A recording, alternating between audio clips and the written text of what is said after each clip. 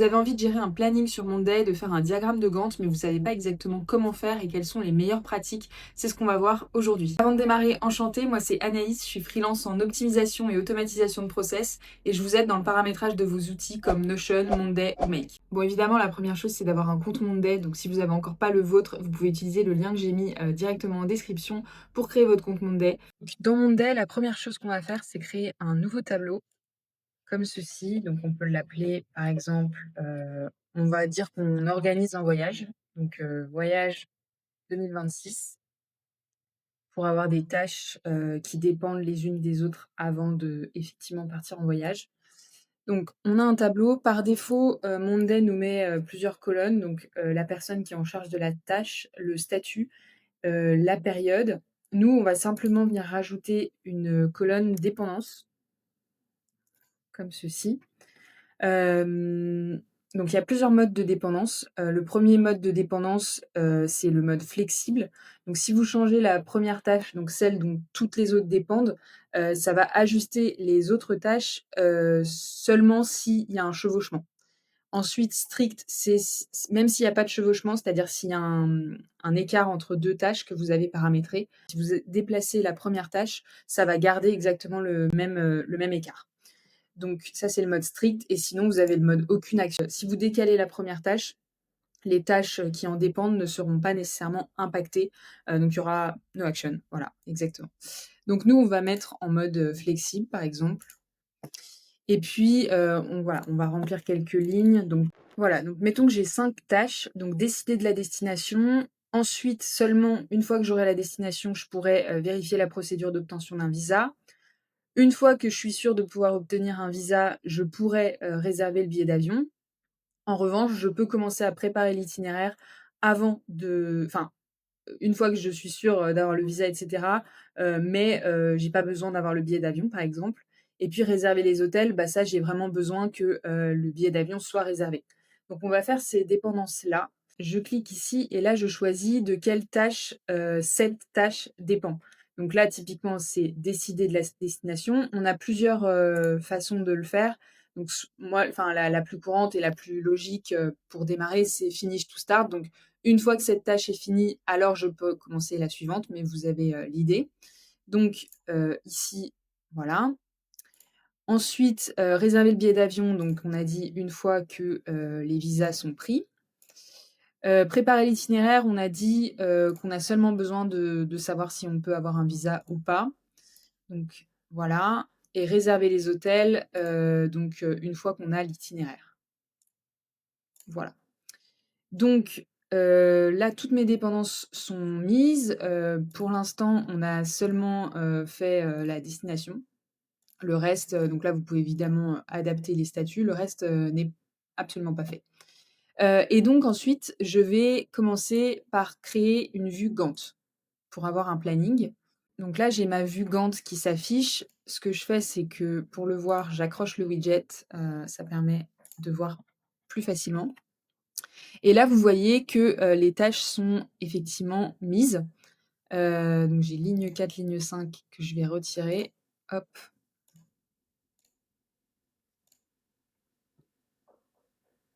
Alors, il faut bien que toutes les dates soient mises pour, qu'elles soient affichées dans le Gantt.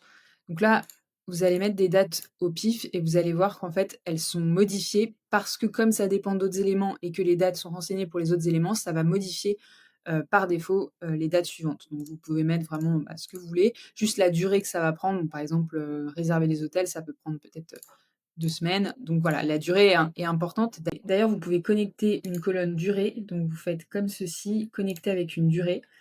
Et là, vous créez une nouvelle colonne, connecter les colonnes. Et donc là, effectivement, on a une colonne durée. Hop.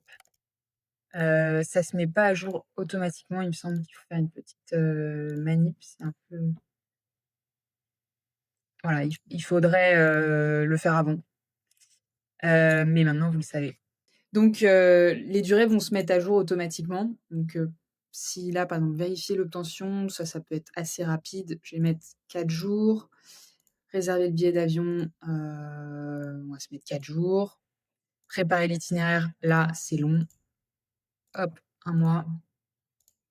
et réserver les hôtels, pareil, hop, heu, réserver les hôtels plutôt, 2 semaines. Voilà. Donc les durées se mettent à jour automatiquement comme vous pouvez le voir et du coup, on a un planning comme ceci. Donc là, vous voyez qu'on a bien les dépendances qu'on a paramétrées au préalable. Par exemple, on voit qu'il y a 2 tâches qui dépendent de vérifier la procédure d'obtention du visa. Il y a préparer l'itinéraire ici et il y a, réserver le billet d'avion.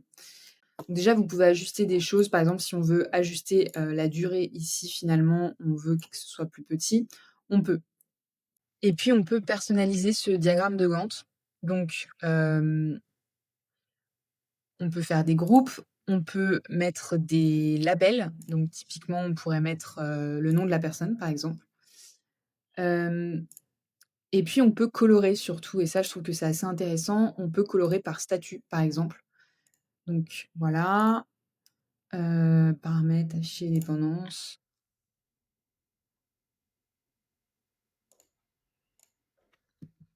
Voilà, donc ici on a, uniquement, la première tâche qui a été faite et toutes les autres sont en gris, mais voilà, vous avez un peu l'idée, quand on colore par statut.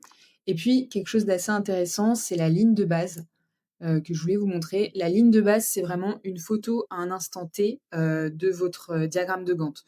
Donc, l'idée, c'est de pouvoir faire cette photo au début ou en tout cas quand toutes les dates sont fixées, que vous avez une idée du planning et du rétro-planning, que vous voulez avoir. Là, vous faites ajouter un nouveau cliché, vous faites ajouter une ligne de base et vous allez voir que ça vous a créé, donc le petit truc en gris là, c'est effectivement la ligne de base. Et donc, si demain vous dites: «Ah bah non finalement, ça, je décale parce qu'en fait, j'ai pas pu avancer dessus et cetera», donc on décale. OK. En fait, ça décale et ça fait carrément décaler l'autre tâche du coup, réserver les hôtels. Et donc voilà, donc là, on a vraiment la ligne de base qui est en gris, qui nous rappelle, bah, ce qu'on avait prévu à la base et la réalité. Voilà et donc l'idée sur un projet, c'est de pouvoir voir, enfin de pouvoir comparer, en milieu, fin de projet, bah, qu'est-ce qui était prévu et qu'est-ce qui finalement, nous a pris plus de temps, nous a mis en retard et cetera. Voilà et donc vous allez voir que cette ligne de base, elle ajoute, différentes colonnes et donc ici, elle nous a ajouté 2 colonnes. Donc, la donc ligne de base de période, donc là, on pourrait mettre, ligne de base, 19 septembre parce que en fait, vous pouvez faire plusieurs lignes de base. Par exemple, au milieu du projet, vous dites: «Bon, bah, voilà, là, c'est le nouveau plan, on va refaire une ligne de base».